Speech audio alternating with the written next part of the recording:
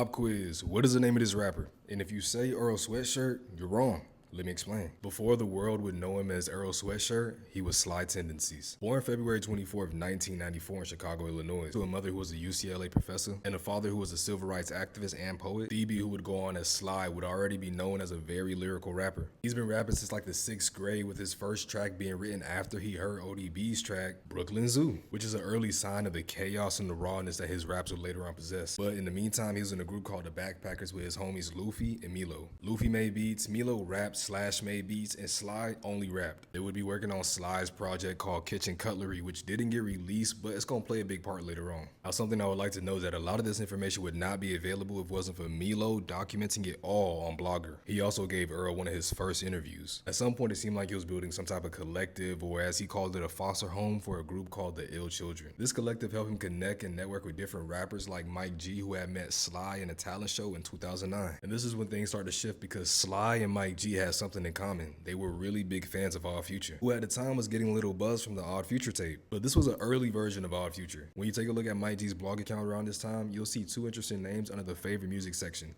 Casey Veggies and Ace the Creator. For those that don't know, before being known as Tyler the Creator, he was Ace the Creator. And him and Casey Veggies practically made up half of the Odd Future list at the time. Earl would constantly hit up Tyler on MySpace over and over and over, till one day Tyler eventually told him, pull up. This was after hearing some of the music from the project that was never released. From this link up, we would end up getting the song that I don't even think I can say the project or the song's name, but you can see it. After this, Tyler would ask Earl to join Odd Future. We get confirmation of this in the Milo interview a couple months after, where he would ask Earl, how is it being with Odd Future? Not only would this make him the 4th member of Odd Future, it would also mean a whole new name for him: Earl. When asked by Milo, who are you, he kind of struggles to answer the question by saying, I'm Earl Sweatshirt / Sly, I guess. You can kind of see from this interview that he no longer wanted to be Sly and wanted to be known as Earl, which would be solidified by the release of his debut project, Earl. After this, Odd Future released the project Radicals, which included a couple new members. At this point, Odd Future would be unstoppable, but with that momentum came a problem, because just a couple months later, Earl would go missing. Out of nowhere, he had disappeared and everybody was wondering, where did he go, even starting a campaign known as Free Earl. Up until Complex broke the story that his mom had sent him to a boarding school in Samoa. Some people thought this was against his will, but to Earl, he knew exactly why he was there. But this news only made his presence even bigger, practically making him a myth. Then about a year later, he comes back just in time for the Odd Future tape, Volume 2. The group would then make the TV show Lord Squad, which was a hit, and then he drops his second album, Doris, but that wasn't it. We also see him perform with Tyler the Creator on Live on Letterman. This wasn't just a comeback, this was a statement.